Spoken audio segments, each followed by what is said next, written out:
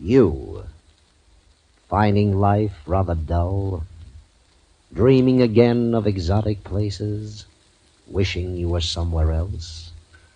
We offer you escape.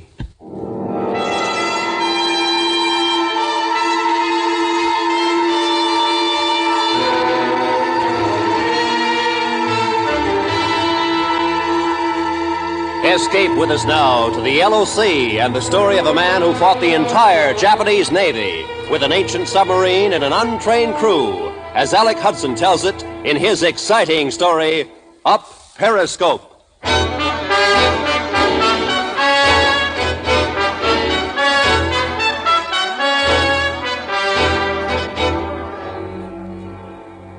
It happened in 1938. Pearl Harbor was just another naval base somewhere in the Pacific, and China, still further away, was swarming with Japanese invaders.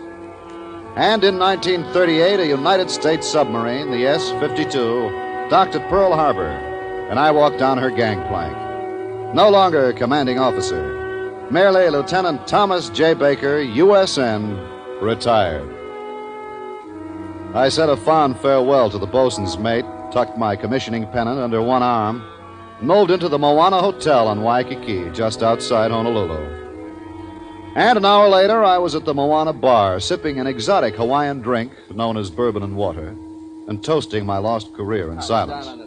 That was until a strange little man behind horn-rimmed glasses tapped my elbow. Excuse me, please. Let me buy this drink for you, Lieutenant Baker. Beg your pardon? Oh, you do not know me, of course. But I have spent some hours searching for you, Lieutenant. I didn't get the name. It is Lee, Sung Lee. You are, of course, the former commanding officer of the submarine S-52. Yeah. You docked at Pearl Harbor on Tuesday, and today, at precisely 12 o'clock noon, you were relieved of your command by your executive officer. Hey, now, wait a minute. You received what your Navy refers to as a medical discharge. It was found that you are deaf in your left ear. Is that not correct, Lieutenant Baker? Yeah. You see, my facts are accurate. Yeah. I am an unofficial representative of the Chinese government. I have come to you with a business proposition. A business proposition? You are available, are you not? Well, yeah, I think you could say that. It is a pity that a young man such as yourself should have his chosen career destroyed by such a trivial matter as the hearing of a watch ticking. You must have been there for the examination. I am well aware of these matters. All too often your Navy acts somewhat hastily, without due consideration for all of the facts. What's your proposition, Mr. Lee? You are direct. That is good. Lieutenant Baker, I have come to offer you command of a Chinese submarine for action against the Japanese invaders. I beg your pardon? It is true. The Chinese government desires that you take charge of a submarine for operations at the mouth of the Yangtze River. The Yangtze? You are familiar with this area, of course. Then perhaps you would consider the following terms. We will pay you $1,000 each month, plus your expenses. In addition to this amount, you will receive a bonus. Go on, Mr. Lee. A bonus of $50,000 for each major Japanese ship you might sink. $50,000. That is correct.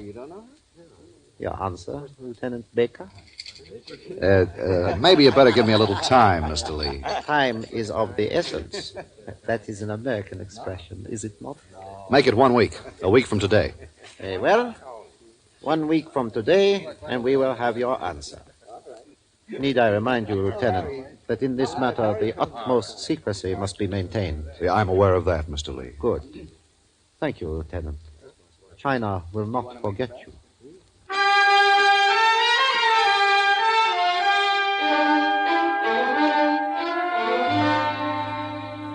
The market for slightly used submarine officers was at low ebb in 1938. So a week later, I met with Mr. Lee and 3 elderly Chinese. I made a counter-proposal that I be allowed to hire 3 key men of my own choice as assistants. Mr. Lee and friends agreed. And I found myself promoted. Lieutenant Commander Thomas J. Baker, Chinese Navy. I wired 3 ex-shipmates. 2 answered. Chuck Young, an engineer who'd been paid off after 16 years of service, and Jimmy Mann, my old chief torpedoman from the boats in Panama. A week later, Young and Mann arrived. And 2 days after that, Young, Mann, and myself took the Clipper for Hong Kong. Our destination, Amoy.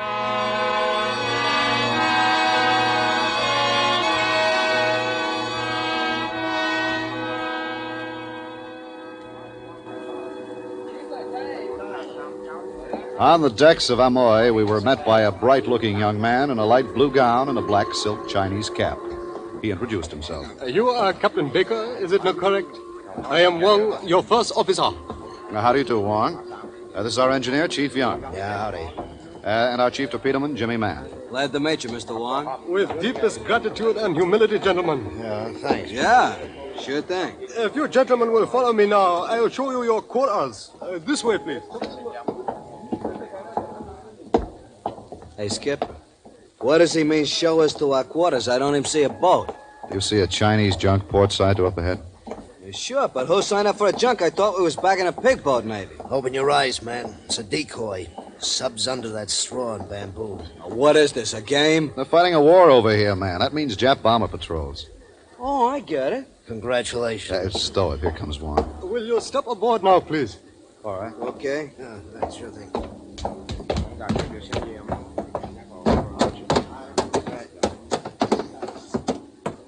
This is Lieutenant Lu, Captain. He is your second officer. How do you do, Lieutenant? Indeed, a pleasure to welcome you aboard, Captain. What a Neptune, it's an S-boat. It is indeed ancient, gentlemen, but we have kept it in good repair. Would you care to inspect our humble ship? Yes, I would. Thanks, Wong. Lieutenant Lu and myself will see that your quarters are in order, gentlemen. 1918 class. 12 knots surfaced, 8 submerged. That means 2 main diesels, 500 horse each. I put 10 years in on one of these fish. And 4 torpedo tubes forward. That ain't much bite, Skipper. No, it's the best we've got. All right, you two, now you've seen her. 1 S-boat to fight the Jap Navy. Here's where you sign on or off. Young? I'm on, Skipper. Man? We got a crew of Chinese farmers that can't speak a word of English. We got an S-boat somebody dredged up from under the main. We got officers wearing blue kimonos. Man, on or off? Okay, Skipper, I'm on.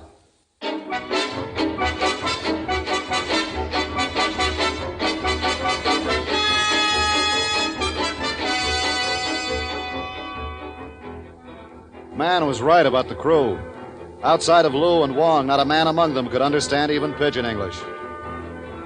One thing about our Chinese S-boat was universal: the smell. The smell of fuel oil and acid and humans at work. And we worked around the clock. I was given 30 days to mold 800 tons of iron into a ship and a mass of Chinese peasants into a fighting force. Young complained constantly, the way a chief petty officer or a sergeant complains, so I knew he was making out all right. But Jimmy Mann came up with a unique problem. Okay, Skipper, so now we got torpedo fuel. Best darn torpedo fuel I ever tasted. Since when did you switch to grain alcohol? You know we ain't got no grain alcohol. It's just that I found us a substitute. All right, tell me about it. Well, it seems there was some gin on the docks one day. Several cases. By rigging up my own little still, I was able, with tears in my eyes, to change the gin into torpedo fuel. Well, I'll see if the Chinese government hasn't got a spare Navy cross. Just call me Kentucky Jim Man. We're serving old torpedo in a galley. I made an itemized list out on the Chinese S-boat. It showed no deck guns, sound gear worse than useless, no fire control system for firing the torpedoes, and no flood control. Then one day toward the end of the month, Chuck Young brought up the real problem. I tell you, Skipper, it can't be done. These old batteries are next to worthless. Well, you can't expect much of batteries that have been lying around a back channel for years. Expect much? Look, Skipper, batteries are the life of a sub. If we got no batteries, we got no boat. I'm painfully aware of that, Chuck. You know what happens to old batteries? They seep hydrogen. One of these days, we're going to be submerged, and the hydrogen is going to start leaking out, and wham! We'd blow up like a Chinese firecracker. Then we'll have to be cautious. Cautious? With hydrogen? You can't see the stuff, you can't hear it, you can't smell it. Something makes a spark, the whole boat blows sky high. All right, Chuck, have you got any suggestions? Well, outside of forgetting the whole thing. Yeah, that's what I thought. Now get your engine room in order, Chief. We're sailing for the Yangtze tomorrow.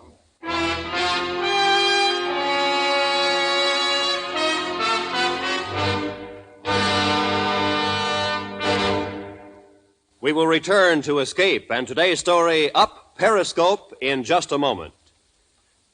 And now, back to Escape.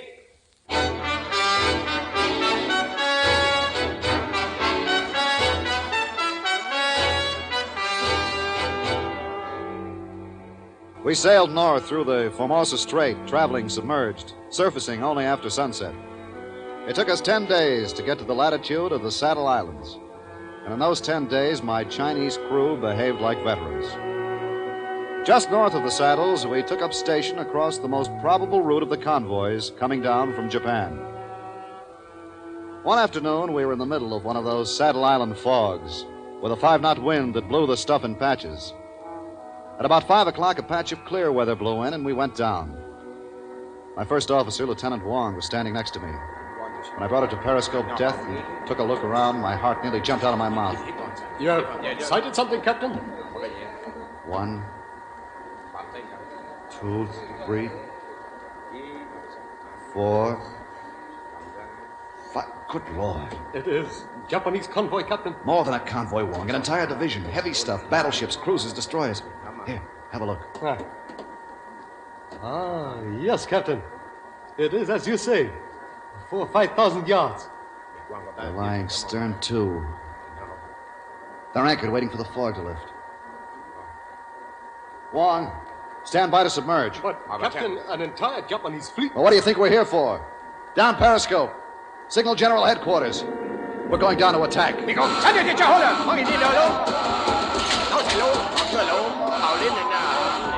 Wong took the helm, and Lou was the diving officer, chanting his orders in sing-song Cantonese to the bow and stern planesmen. And in 2 minutes, our S-boat was ready to attack. Torpedo tubes loaded and ready, Skipper. Steady on course 210, Captain. We'll run parallel at 1,500 yards. Hard right rudder. Hard right rudder, sir. Up Periscope. Up Periscope, sir. Steady on course 090. 090, sir. We'll take the battle wagon first, Wong.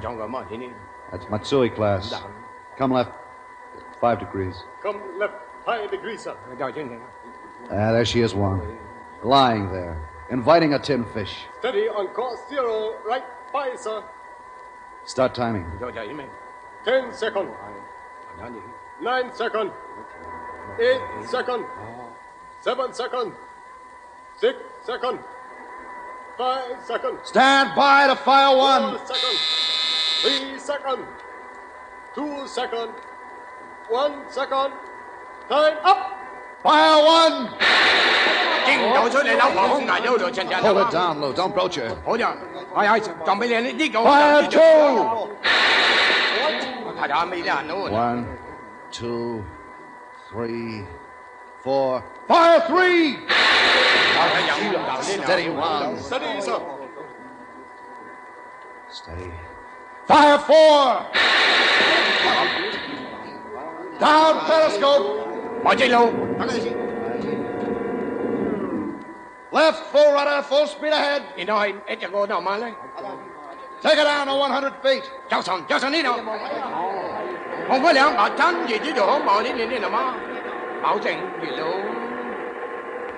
Come to course 340. 340, sir. Down to 100 feet, Captain. Captain, did we... Wait a minute. Skipper, it's a hit. 2. 3. 4 clean hits. 4 out of 4. 4 tin fish in a battle wagon's guts, Jimmy, huh? Well, just don't stand there, man. Reload. We're going back for more. Aye, Skipper. The tubes are practically ready. Stand by to bring her up, Lou. Aye, Captain. But 4 hits, Captain. Surely... Battleships can take it, Wong. We want to be sure. Destroyers dropping depth charges. They'll be spraying them like hand grenades. Right full rudder. Right full rudder, sir. The tubes are ready to fire again, Skipper. Good. Stand by. Course 250. 250, sir. Take her up, Lou. Aye, sir.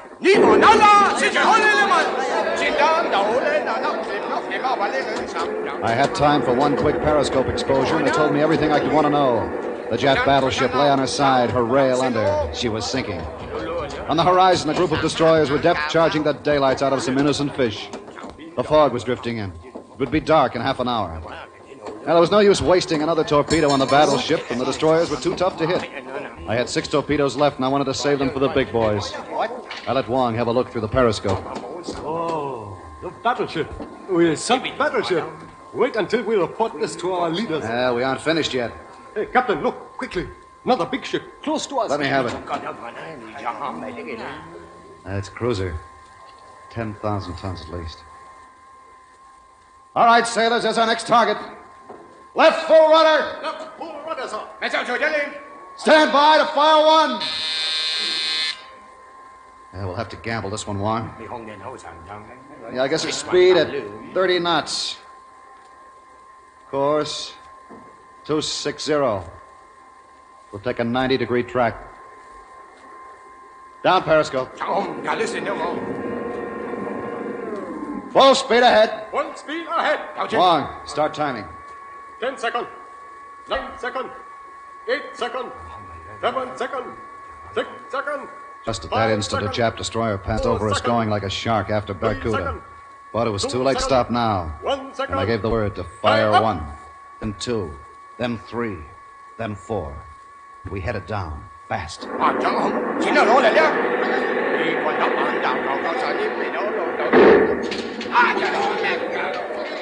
I gotta take a look, Wong. Lou, take her up to periscope depth. Periscope depth. Aye, Captain. Skipper, I gotta talk to you. Come on, just a minute. Periscope depth, Captain. Up periscope. Up a periscope.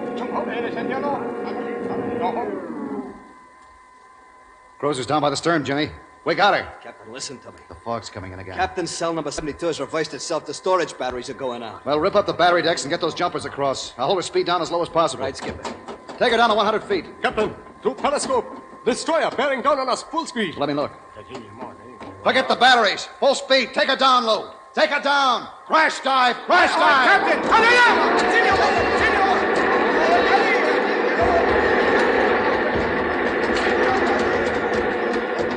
We moved down in a hurry. Whatever Lou was saying in Cantonese did the trick. Luck was with us. But we'd had a lifetime of luck in the past 20 minutes. It couldn't last forever. And it didn't.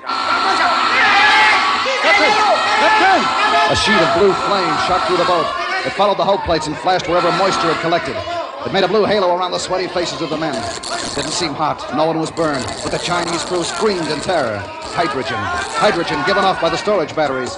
Something had touched it off before enough could build up to make a human bomb out of all of us. Now we had to surface, but we couldn't. Destruction was up there in the form of a Jap destroyer. Destruction down here. Hydrogen. Suddenly, I glanced at the depth gauge. We were coming up. The bomb planes, paralyzed with fear, had frozen the controls on a hard rise. Get her down, Lou! Get her down! I am trying, Captain. He does not understand. We're breaking surface, Captain. I cannot free the man from the controls, Captain. Captain, through periscope. Destroyer bearing down.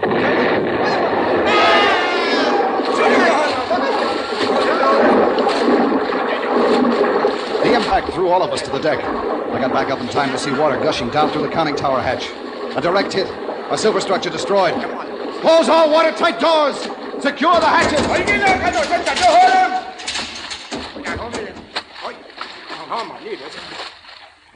Captain, the lights. The lights are gone out. The circuit breaker's knocked out. Switch out the emergency lights. Young, can you work on the circuit breakers? We're getting water in the torpedo room. Never mind that, man. Help Young with the circuit breakers. Aye, Skipper. The crew, Captain. They're very frightened. The lights. The lights are on. Lou, what's our depth? 150 feet, Captain. We are sinking rapidly. Hard rise on the bow and stern planes. The circuit breaker's okay, Skipper, but the pumps can't handle this water. We'll take charge of the air manifold, Jimmy. Blow out a little of number 2 main ballast. Aye, Captain. 200 feet, Captain. We're going down too fast, Captain. 225 feet, Captain. No, Captain. Wait. No, we are rising at 200 feet. Captain, I do not understand. 175 feet. We are rising rapidly. Man, vent a little air out of the ballast tank. Captain, what is happening? First we are too deep, then we move up too swiftly. It's the water inside the boat. It rushes forward, and we dive, then back aft, and we go up. Still coming up, Captain. 100 feet. It's no use, Skipper. The pumps can't handle our weight fast enough. You sure the Kingston valves are open in the main ballast tank? Yes, sir. 50 feet, Captain. Nearing surface. Well, we'll have to take our chances on the surface, man. Blow all main ballasts. Blow all main ballast, Captain. Captain! What is it, Ward? The crew, they don't understand what is happening. Water is filling ship. Well, we'll be surfaced in 2 minutes. But they have taken the knives from the ship's galley. They are crazy with fear. Hold them off, I tell you. We're nearing surface. Periscope depth, Captain. Oh, never mind that, Lou. Take her up to the surface. We're okay, Skipper. We're coming up. Captain, listen to me. These poor farmers know nothing of submarines. They must be stopped. Skipper, they're going for the hatch. Ward, stop them. We're not surfaced yet. Nearing surface, Captain. Can't pull them back, Captain. Captain, the water's pouring in on the batteries. Those crazy crews have opened the hatches. Surface, Captain. Skipper, the batteries, the salt water's pouring onto the batteries. Captain, what is this green Wong, gas? Wong, pass the word for all hands to abandon ship. Skipper, if that chlorine gets to us, we're finished. Let's get out of here. Okay, where's Young? I don't know. He was in a Chinese mob a few minutes ago. Skipper, the chlorine spread. Yeah. Let's get Young. Follow me. Skipper, I don't see... Skipper, look. Young. Young. A meat cleaver buried in his skull. He's dead, Skipper. Well, he tried to stop that mob. He got that for his efforts. Let's get out of here, Skipper. Yeah, you're right, Jimmy. We can't help Young. This way.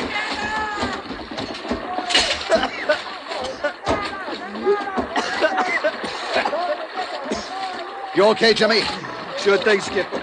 Those poor devils forgot to take their life jackets. We can't help them, Skipper. They brought it on themselves. Captain. Captain, you all right? Yeah, all right, Warren. Where's Lou? I don't know. We can still save the ship, can't we, Skipper? It's the... it's the gas that drove us out. 3 men can rub a sub. Wong, the S-boat belongs to your country. We leave her this way, she might drift into the hands of the Japs. My country needs a submarine. We have so few weapons. Well, it's you and Man and me. Do you think we can save her? No. You have done your best, Captain. It's for you to decide. All right. Man, take the forward hatches. Wong, you take aft. We're going to scuttle her.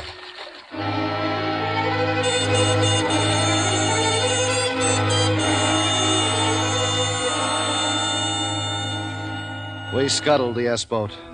Wong, Man, and myself. Then we drifted apart in the black, muddy Yangtze River. I looked back just once to see my boat go down steadily by the stern. She was a pig-iron wench of uncertain antecedents, but she'd been all mine, and she met her end like a lady.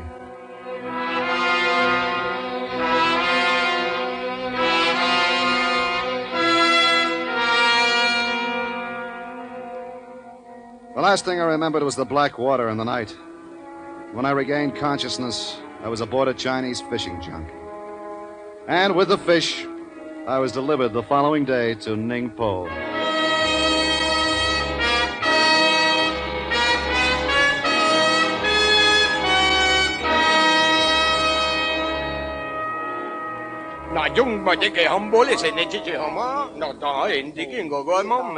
Enough!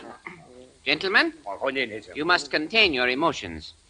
This man, this American, must be tried fairly. As fairly as he has sunk our submarine. Do not forget that, worthy one. You have heard his story. It is now up to us to believe it. But you haven't heard my story. You've kept me locked up in your filthy jail for 2 days. You haven't let me wire my government. You haven't let me do anything. Please, Lieutenant. You are making this most unpleasant. Indeed, we have listened to your strange tale. You yourself have admitted ordering our noble submarine to be sunk. Yeah, but what about the rest of it? The Jap battleship we sunk in the cruiser. Surely, Lieutenant, you are not still portraying yourself in this ridiculous, heroic fantasy. But I tell you, we sunk them, a battleship and a cruiser. Then we were forced to abandon ship. Ask the Japanese. They'll tell you we got 2 of their major ships before they got us. Surely, Lieutenant, you are not so naive as to believe that our enemy, the Japanese, would admit to this, even if it were true. Tell your distinguished superiors, these gentlemen gathered here, just who saw these imagined sinkings. I did. And so did Wong, my first officer, Lieutenant Wong. He saw them, both of them. Ah, so there was someone else. And pray, tell us then, where is Lieutenant Wong? I don't know. He drifted away from me during the night. He drifted away from you during the night. I believe we may now weigh the evidence. The crime is treason against the government of China. Gentlemen, how do you find this man? You see, Lieutenant, you deserve the maximum penalty. Death tomorrow morning before the firing squad. However, we are all too aware of your American citizenship. Therefore, we shall suspend this sentence under one condition: that you leave at once and never return to China again. Is so?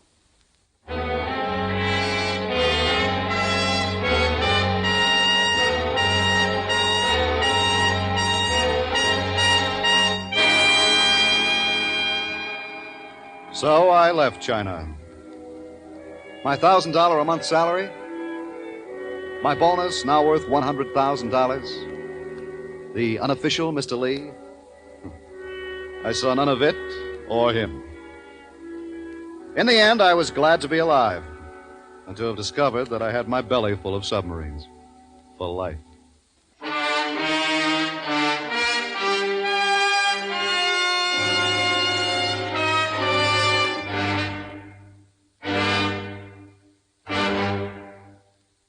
Under the direction of Norman MacDonald, Escape has brought you Up Periscope by Alec Hudson, especially adapted for radio by William Frug, and starring Hy Averback. Featured in the cast were Harry Bartell and Edgar Berrier, with Lou Krugman, Ben Wright, Byron Kane, and Charles Lung. The special music for Escape is composed and conducted by Leith Stevens.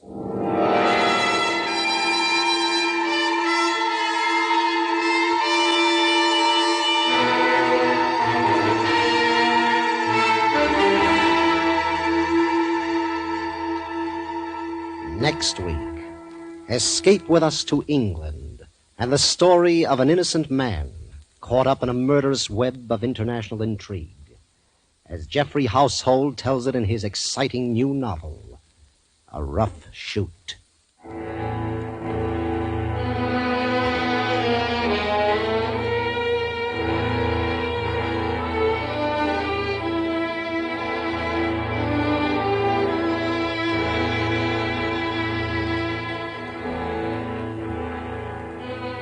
This is Roy Rowan speaking.